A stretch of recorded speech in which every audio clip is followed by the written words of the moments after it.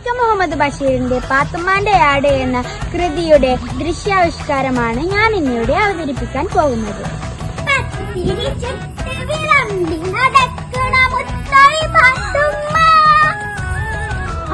ഇത് നല്ല വളർന്നു പെരുക്ക് തന്നെ. അള്ളാ, എന്റെ പാവാട അവിടെ പള്ളി പയിച്ച് കടക്കുണ്ടാവും. എന്തേലും തിന്നാൻ കൊടുക്കട്ടെ. അല്ല, എല്ലാരും ഉണ്ടല്ലോ.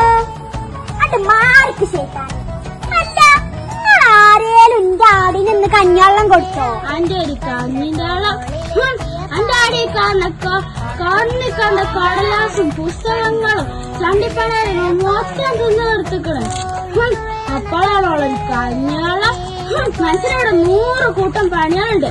അപ്പോഴാണോളം പറഞ്ഞോളി എല്ലാരും പറഞ്ഞോളി. എന്റെ ആടൊന്ന് പെറ്റോട്ടെ. പാത്തുമ്മ, എന്റെ ആട് വരുമ്പോ ഈ സുബൈദാനെ മറക്കല്ലേ. സുബൈദാക്ക് ലേശം പാല് തരണേ. അത് കൊള്ളാം. എന്റെ ആടിനെ കുറ്റം പറഞ്ഞത് പോരായിട്ട് ഇപ്പൊ പാല് വേണം പോലും. തരാം, നല്ല അടി വെച്ച് തരാം.